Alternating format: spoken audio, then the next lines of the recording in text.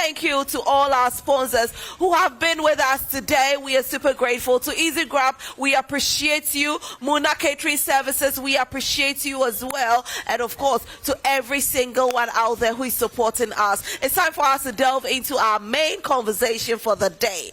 Now, whenever we talk about musicians, we also talk about their fans. Okay, they have a huge fan base. We listen to their songs on radios, we see them on TV, but then we also want to have an opportunity to feel them live, the presence. And that is when they decide to bring it to us by organizing their concerts. In recent times, we know that the gospel fraternity has been organizing more concerts than the secular fraternity. What have they been doing so different from the secular fraternity? Why are they so much into these concerts as compared to the secular musicians? Well, we are talking about that right here this morning, and joining us for this conversation, to my far right, is the man who manages Kwabna and Yao Sapong. I'm talking about the man Ashes. Hello, Ashes. Hi, darling. How are you? Good. Right. Looking stunning in your Africa. Thank you so much. You look forever young. Ashes, people have been asking me if you are 20 or you are 21. I'm one of them. You're one of them, eh? So it's either 20 or 21. Yeah, you know. All right. Joining us from Chale is also Ni Adetego. Now, Ni Adetego is a part of Chale Arts Festival, and he's been with them for a long time. They are promoting our art, our culture to the world. Good morning, Niade. Yeah, good morning. How are you? I'm good. Great. Yourself? I'm fine, thank you. Energized, and very energized this morning. Are you energized as well? Exactly. I can tell. We'll be dancing because Lipstick Queens will be serenading us. And let's take us to the gospel industry. The Table of Men, they have a rep who has been joining us since last week. Maybe he'll become a regular on the show. We'll try and see what we can do. I'm talking about the man, Ninoy. Hello, Ninoy. Hi, Rosie, how are you? I'm good. How are you? Get to shake you. Oh, yes. That's true, you know. Now, let me turn this way. Okay, so you know one thing is, again, like I said in my intro, we are seeing a lot of gospel musicians come up with concerts. We used to see it more with the secular musicians, but times have changed. And I remember having a conversation with somebody said to me, why do you keep having the gospel musicians come to the studio for interviews? I said, because when they release an album, you should know that in a year, everybody will have a concert. Yeah. But we don't see that in the secular, industry. I don't know why it's so, but I know you gentlemen will be able to help us with why it's so. And then we can also go into the preparation. Maybe the why it's so will help us understand the kind of preparations that are put in there for this. So let me start my conversation with you, Ninoy. I think it's an amazing conversation, and within the last decade or so, that thing has changed. Mm-hmm. And gospel artists are doing lots of concerts. Either to those times you could see maybe Dan United do 25th December, then we wait for maybe a Harvest Praise, then we wait for Sing Out by Living Streams. But now every artist is taking upon themselves to do concerts. And let me give you a little history about this thing. Right. You know, when the contemporary gospel wing started, with the strong move, I mean the Jews, the Eugene Zuters, Denzels and all of that, when they started, they were not getting regular radio airplay. Okay. So, but they were getting lots of traction from the universities, because the universities were doing this inter-schools choir festivals. So they wanted a way to bring that audience to them, so that audience that are the universities can consume their music. So they started these kind of concerts from Denzel. So if you see, I think it was somewhere around 2011, Denzel, Jeshron, Joe, they all started this concert so that they can draw closer to their audience. Because I remember those times that contemporary gospel started, mainstream media had not accepted them. So they were playing most of their songs on Sunny FM or Sweet Melodies or other gospel stations. So I strongly believe it was a strategy taken by them those days to bring their audience closer to them. And those times when you see their audience, you see that most of their audience are final level university students, or those who just left and they are doing their service, or they are being people who have left. And these audience have grown over the years, and now they are in middle level management and all of that. So that was what informed the decision. And I believe strongly that after they doing this for years, and people seeing that, oh really, there is some traction there, there's some audience maintenance culture there, and all other advantages which I'll come to. So let's do it. And I'm sure the others also saw it, like probably Dinah, because Dinah was not doing concerts then. I think she started around 2014, 2015. So I'm sure probably all of them saw the importance of bringing the audience and, you know, coming to worship. Then they all started that trend.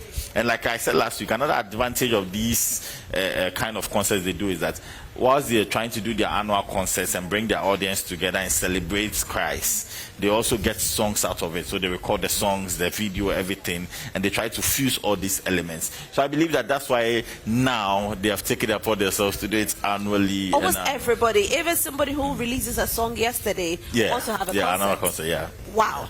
Now, Ashes, why is it that as the gospel industry is growing in that sector, the secular is declining in that sector? What's the reason for that? Innovation is the reason. I think the gospel fraternity have found a way to innovate with their craft. And whilst the secular now is not too keen, I would use the word keen, they are not too keen in having their own concerts. They'd rather have individuals or companies or organizations do concerts for them, because the cost incurred at the end of the day sometimes is huge. I am with the Kwabna team, and we organize our annual Vows Day thing every year. And if I tell you the cost that sometimes we're left, overheads that we're left with. Wow. Yeah. Even with sponsorship and all? We don't normally get sponsorship. It's difficult to get the corporate world to understand what you are doing in this part of town. It's really difficult. They have declined in putting their monies into events. You know, yesteryears the telecoms were doing great with us yesteryears we had, but I don't know what for some reason you might call it economical haircuts and things that we're having. It's having a telling effect on their budget. So it's difficult. It's really difficult for even big names, even the big names. It's really difficult to have them on board. You know, they are looking at other ways of marketing products, and not really in terms of the music space or the entertainment space. So it's made the secular guys rather wait for them rather to come and bait them for their programs, concerts, whatever, and then they can charge a little bit and then make some money. Wow. But the gospel world, like Nino has said, it's different. They are not, I won't say fortunate, but they don't seem to attract, okay, most of these big whips like the telcos and other things based on religious tags. So let's say the telcos are not really able to have a big show and put them on. But how is it that, I'll have to bring Nee in very soon, Nee, please pardon me. How is it that the gospel fraternity, they do this? Some of them don't even charge at all, yet they are able to do it free of charge.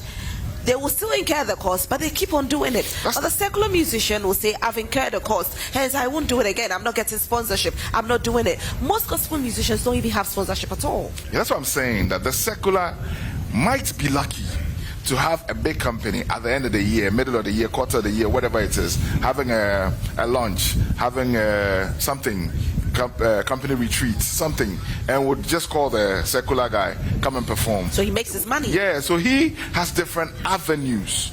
Whilst the gospel is quite difficult. Like I gave you, if a telco, pardon me, if I'm using an MTN, wants to use a big show and probably wants to use a gospel thing, it comes with a lot of debate. It comes with a lot of talk from the other religions. That why are you leaving us out and you're targeting these people? So then they might have to have caps on whatever they do. They think through. But if a telco wants to call a Stone Boy, a Shatawale, a Kwabna, they don't think twice, because it has no regional boundaries around it. So a Kwabna can wait for an MTN to poach and a Tigo to poach middle of the year somewhere. they're having something, or a casaprec or something, those companies don't have religious codes around them, so it's quite easy for them to get it. And unlike the gospel, so the gospels will have to find ways of innovating their craft, and that's what they are doing now. They are moving from one space to another. They probably might not charge. They might. All they want to do is break even, and they are fine. As soon as they break even, they're good. They're good to go. Because if you also know that there's a calling attached to the gospel they're doing. Yeah. So some of them will say, okay, it's a calling to do it for Christ. And most people who do it for free have a lot of partners, individual partners, not even corporate partners, but they have individual partners who believe in the gospel, believe in the ministry of the person, and they will love that. Okay, maybe for lack of a better example, or Hema, you are doing Tahila, you're doing it for free, you're doing Oil Dome. Okay, I'll take the cost of Oil Dome. That's an individual. You understand? So a lot of them to have partners to partner them that can annually, make these events also come on. Let's talk about even our traditional musicians as well. Nee, I'm bringing you in here because you deal with them more. Back in the day, we had the Wulomes, and they are called Wulome, right? Yeah, Wulome. And right now we have Kwampa and all. How are they also having their events, and how are they marketing it out there? For them, most of their, let me talk about sponsorship, have been done by event organizers. They normally play traditional music, and most traditional music are, they are more tribal-based music. Let me talk about Wulome. So Wulome perform music during, let me say, Umowo or either traditional event, and aside that, you don't see them playing in it. Exactly. I was going to ask, do they host their own events? They host their own event, but it's normally not like previously as they used to be. You only see them during Umowo, and apart from Umowo, or either maybe estate events being organized by the state, you don't even see them playing any drum. Wow.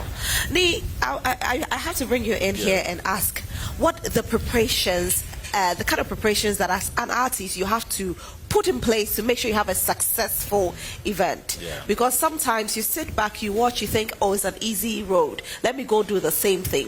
If it flops, you say so many things. You say people are not supporting you. So what is the kind of homework that you have to do in order to have a successful event? Okay, so before I go to your question, let me say that I think that the traditional artists must take upon themselves to do this events. I mean, they can even do it quarterly, but tour around with it. Right. So let's say for a Wolome, if you go to Pram Pram, you can get a concert. If you go to Nungwa, you can get a concert.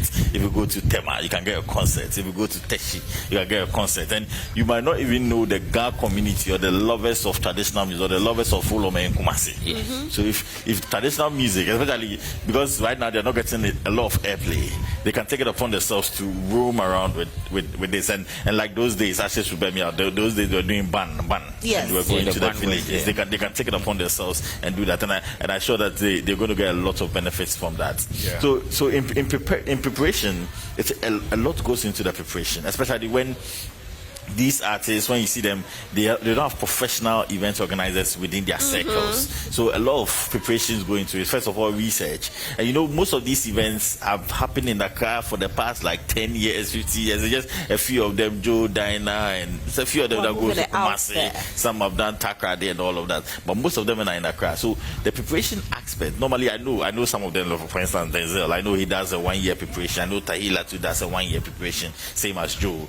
You go into first of all publicity. That's why you say they come to your show over and over again. But because aside Joe Metal, he still has to splash it in your face that okay, I'm bringing this guy. I'm doing an event this year. So year on his headline. So this year, for instance, he brought Dunsin to Accra, he took Prosper Ochimana to Kumasi. So you still have to have a plan on what are my people, my audience, because they take databases. So normally what's my audience? What are they looking for? Are they looking at the fact that I'll still headline? Should I bring someone also to help in the headline? I mean, they look at all these factors before finally they say, okay, let's do it this year. Let's not do it this year. But what I employ gospel artists to also do, the advice I'm giving to Nee, I think that the Accra market is getting choked. There are people who want these concerts in Tamale. There are people who want these concerts in Sunyani. There are people who want these concerts in Tekshima. So I think that the Accra market is getting choked. So if you see a Tahila, it's done in Accra over 10 years. You understand? So just imagine people in Takrady. They've seen the pictures. They've seen how you are filling auditoriums. They want to come to Takrady. I know it's huge budgets. I'm sure Artiste will come with a huge budget. I know it's huge budgets. But you see, all of this comes with a plan. Aside even being a huge budget, it's. Do you get the support? The funds. Yeah, like I'm saying, for the gospel artists, I can tell you they have partners, people they call partners. Who can hold them? Yeah, who holds them? Like you just have to come and show them your plan. And these are big corporate institution people. They don't come in the name of Vodafone, but maybe he's a big man at Vodafone. Right. It's a big man at MTN. But they believe in the gospel, and they are ready to give you some amount of money. Immediately you come and tell them and give them your plan. So they just want a plan because they believe in your ministry, they believe that you're winning souls for Christ, they believe in all those tenants. They'll just give you. So it's just that our people must just look strategically outside Accra and try to win some souls. They try to take your music far there. And I believe you, that's also going to work perfect. But don't you have to look at your target audience? Because if you want to sell it to the world, you go to Kumasi and only 10 people come in there. What do you do? It all has to, it depends on the price tag and the publicity in which you put in place. You know, you can do a show in Accra and probably charge 100 cedis, and you probably get people patronizing. You do the same show, same lineup, same everything, probably in Kumasi, and even if you go for a 50, you won't get it. Yeah. You know, it's not like the people don't have the interest, but outside Accra, the purchasing power is low. You know, so the people have also reduced themselves. That any boy in tree, it ain't any boy. So it's become a norms there. So I did it in Accra already. I incurred cost. Even with my 100 cedis, I incurred cost. You expect me to take it to Kumasi and go and charge 50, and you know, still run out of loss. You see, so it becomes a headache for whoever the organizer is. We have been looking to take our concert, the Love concert, to Kumasi. We thought about it last year. Yeah. We did our feasibility study and everything. We saw a loss coming our way. Then we decided to wait and get more partners on board so that even if we incur losses, these things will come, because we won't want to go and subsidize quality for them. The same quality in Accra must be same quality in Kumasi, or same quality elsewhere we will go, because we also believe in our brand and try to instill that the brand progresses. So we can't do anything that will lower the value of the show at which we have. But the thing we need to employ amongst all radio stations, all entertainment shows, we all have to have an agenda of drumming home and asking the corporate world to be of support to whatever we do. Instead of chasing what these Nigerians are already gone, every day we are there chasing them, chasing them. That's of no use. What about the government coming on board with an instruction? That is what we actually trumpet. See, if the stakeholder do not push the government machinery has a lot that is doing and will not trickle down to only what you want. If teachers want an implementation, they decide to go on a strike. It works. Government listens to them immediately. Okay, what do you want? What's your policies? What are the Minister of Education? Go and meet them. Make sure that this is done. Tomorrow here they've called off their strike. It is for a cause. They all do that. But in our space, I mean, I don't know if it's some low level of education amongst us, or low level of interest amongst policies that has rendered us, because we seem to be very useless.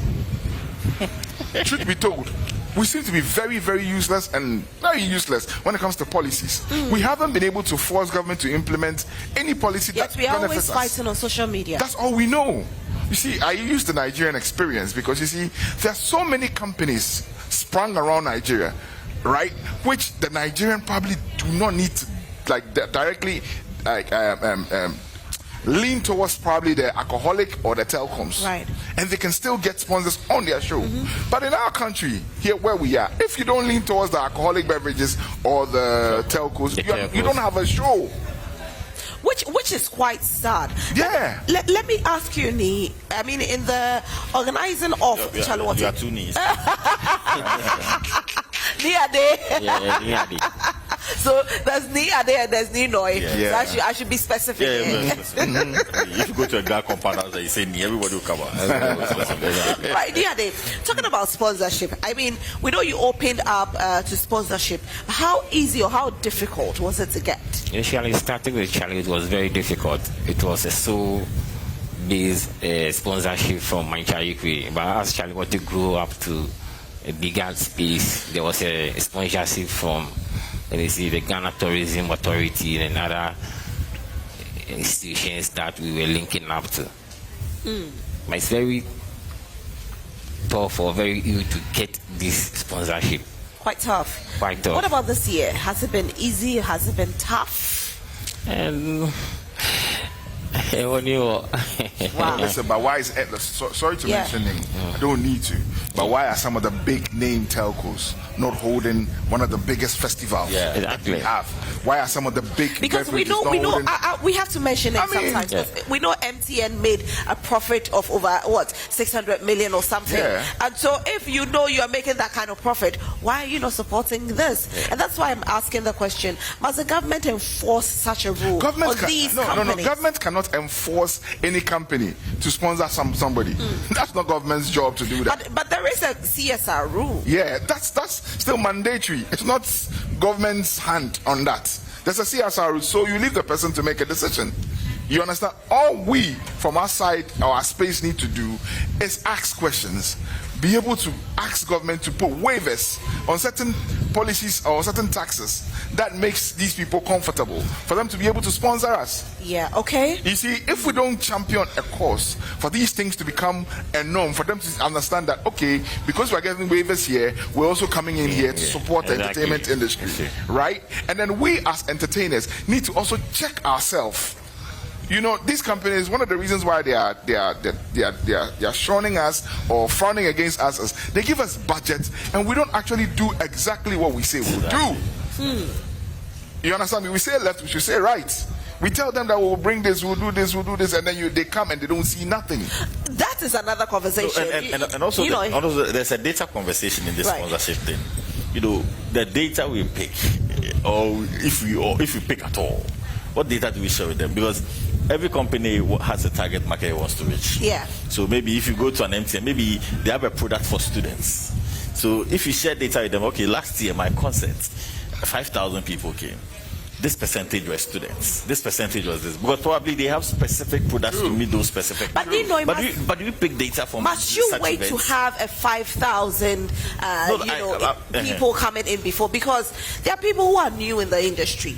They are good. They needed the sponsorship to be able to get to that place. Unfortunately, it's a numbers game. You understand? So as he's putting in, he's expected to get something, a benefit. Remember, if you are telling him that TV adverts, billboards, and all of that, they can come and come to Joy Prime, come to Multimedia, and get a budget out of it. So they want to get a direct benefit from the audience you are gathering. So if it's from the audience you are gathering, then you need to share data from the previous years. So Chaliwati, okay, we had 100,000 people coming to Chaliwati, maybe in and out for the 1 week. Out of the 100,000, this number of people are, between the ages of this and this. So maybe MTN, your bundle or something that you have to meet this cluster of people or these people, you can meet them here. So one of the benefits you are giving you is that you're going to do maybe 20, 30, outlets around the streets. Then maybe give them a discount so that it will continuously be with them. You understand? So all of these things, do we have data to share with them? Do we have such discussions, or we just go and put the letter there and we go? You understand? So we need to, like he's saying, I agreed that we also have to look at ourselves as much as we are looking at government. Now, how do we also market the event such that we'll be able to have a successful event? It's another thing. Marketing. With that, I think every person who's put up a show has done brilliant.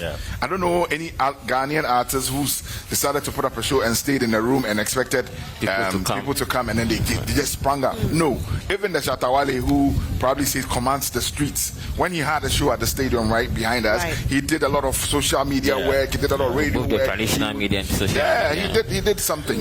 He didn't sit in his room and just expected everybody to be there. I don't know any artist, Sarkodie would tour from one radio station to another. When it's the Rapaholic thing, you know, Kwabna goes every Joe Metal, you see him from one place, or Imames, everybody goes. Yeah, they go. Everybody's on the ground doing something, you know, so that I think we do well. But the induced factor is what we lack. You understand? You lack so much that by the time you cut pieces to your budget, you probably don't have anything. So then you don't even have what it takes to meet a media budget to even help if it's a telco or whoever brought you a little bit. You don't have that budget. To say you have a budget for media alone, that okay, this is going strictly towards my media project. So I'm going all out to Trump and say MTN. You know, we with I'm using our Love Night. Right. We the only sponsors we normally get on our thing is Vital Milk, who've like decided to take it on a couple of years with us. I mean, they've done so well. So when we are out there, our full target is Vital Milk. We go with their bottles, we go with their T-shirts. We're doing everything for the masses to see that okay, Vital Milk is on board. We don't have any choice than to do that with them. You know, so if there's ample people supporting, like Nino is saying, you probably will not hear the gospel while having their telcos on, but they have people who are cushioning them, you know, to make it look what it's supposed to be. I don't think we will struggle in holding our own concerts, but yet it's a big chalote. It's just this year that government has decided to take off some waivers. I think last year as well. So it's last year and this year. Last year were they on? Okay, fine. Yeah. But if they tell you what the vision is and what they intend to do, if they have the money power, you'll be surprised. And I'm sure we won't need all these Afro Nation and waiting that they can't disturb us here. If Chalote is being induced to do what it takes. Yo, I know Manche. Manche is a brilliant guy. Exactly. Brilliant idea guy. Give him what it takes. The resources. The little waivers here and there. And yo, me will pull up a big show that would surpass what we're thinking. You know, but we don't. But we want to capitalize. But how do we then? This year too has been one of the most biggest media publicity channels what he has ever get. So we thank multimedia for doing that. You're most welcome. We have. I don't know if I should use the word siblings or married. Which is best? Are we siblings or we are married? So it's not a marriage. We won't divorce.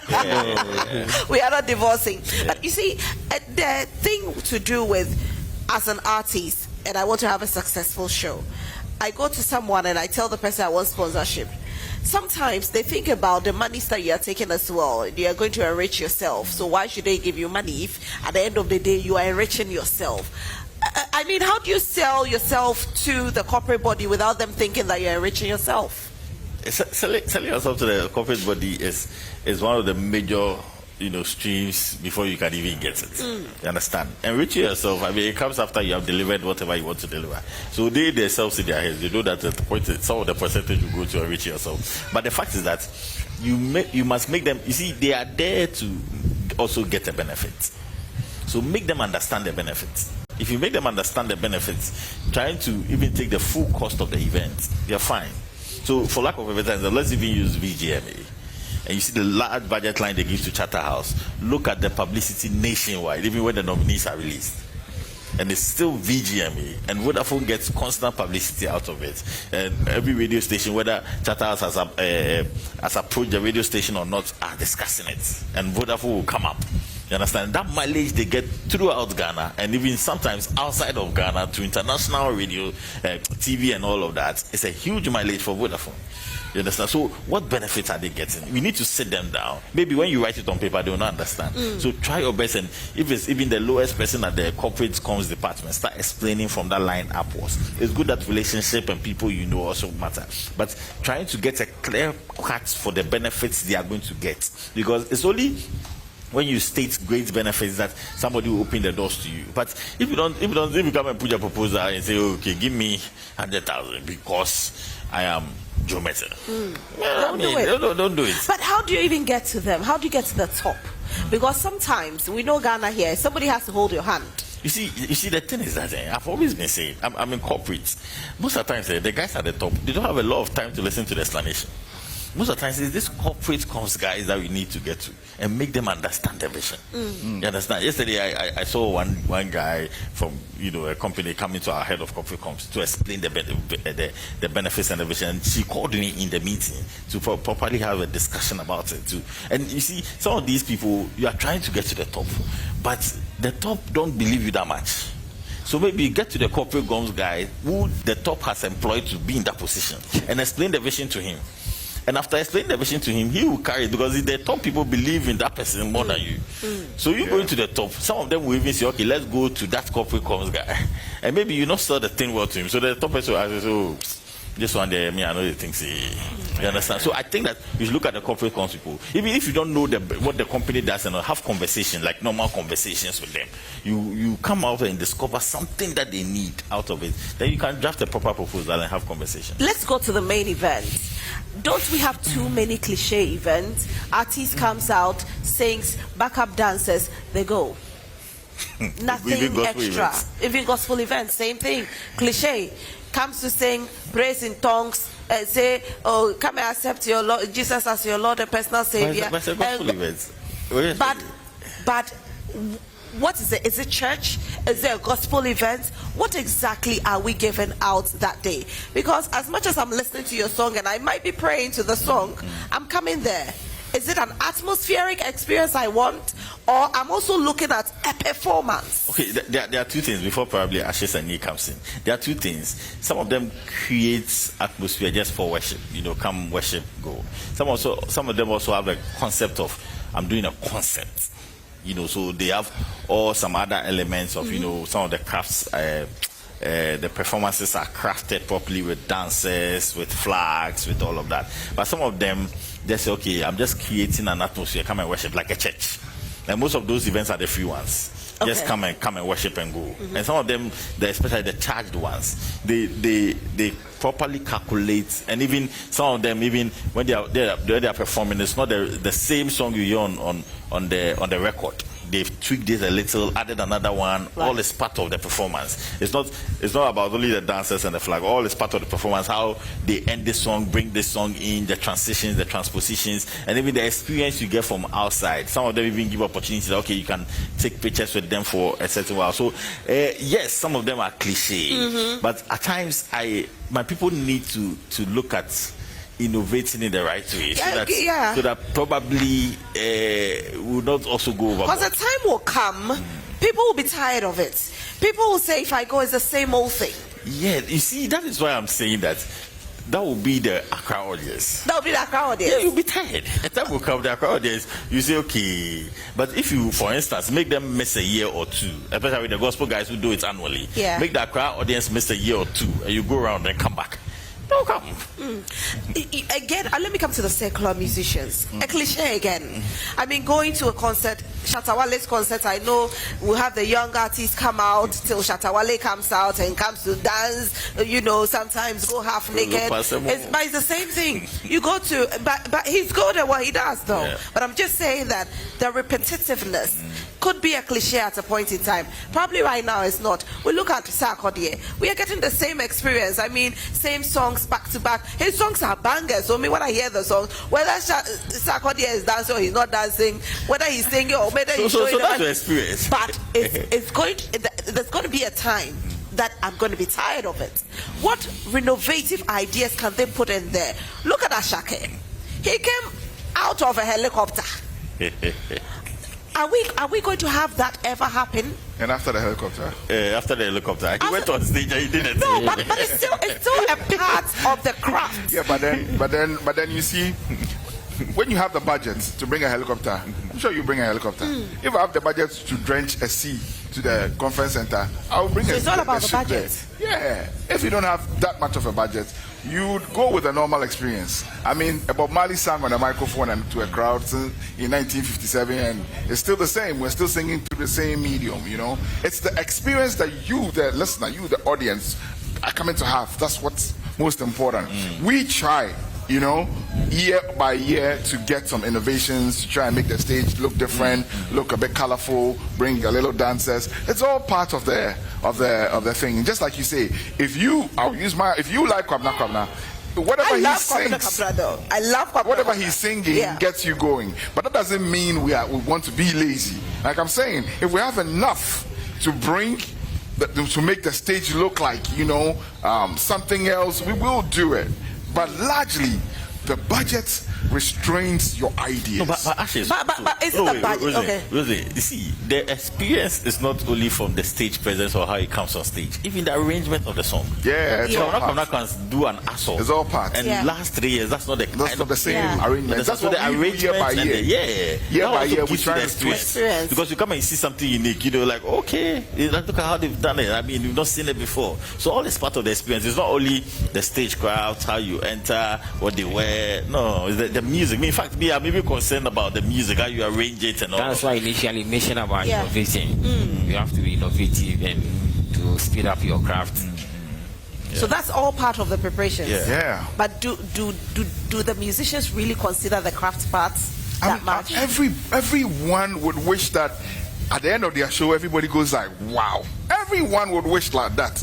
I'm not sure there's a musician who wants to host a concert and would want to go and flop on stage and nobody wants will do that. You understand me? But let me tell you the truth. Let's face it. On you being on stage or you trying to sell your best, the painful part is knowing that after your show you have a debt to pay. Yeah, it's happened to so many musicians because probably you see the crowd, but you know in you that a cow. So your best is even not enough for you. Right. So let's drum home this urgency and the sense in the corporate world, opening their doors to us. See, recently I was watching these guys who went to UK via road, and certain companies that they approach, they don't believe in us that much. They don't believe we're How capable do we make of them doing believe this. in us? We can only do our best. And they, as they are, like you said, they are corporate CMO, whatever it is, would have to ensure that it trickles down. I mean, everything in Ghana is literally losing its value. Our sports, our fun. We're becoming a country which is like too serious. We're losing everything. Haas is playing in the stadium and nobody's there. Empty stadium. Kotoko is playing and nobody's there. Yeah. What is happening? Like, really? Are we losing the fun part of our lives? We need to check all these It's like balances. wait till December. Yeah. That's the new cliche. That's the part that everybody wait till wants to December. And you see, if we're all going to do shows in December, come on, the country is going to be choked. Yeah. And after December, we're gone dead. Yeah. Nothing happens again. I would laud Chale, who's actually having their event at the middle of the year. I mean, we need this, but Chale can keep doing it if they have enough sponsors to keep them going. Anyway, having an event is definitely not easy. Gentlemen, thank you so much for being here. I wish we had a whole day. I know Nino has a lot to say, but we'll continue next week. From the studios next week, we'll continue. Nino, thank you so much for being here. Nino is a part of Table of Men. Ni Adetego is part of the organizers for Chale Wote. And tomorrow, we know you're having your concert. Exactly. So we are going to be here for tomorrow's concert as well. And thank you so much, Ashes. Ashes is the manager for Kwabena and Yao Sapong. So, I mean, when he talks, he's very passionate about it. He knows what he's talking about. I don't know what he can cause.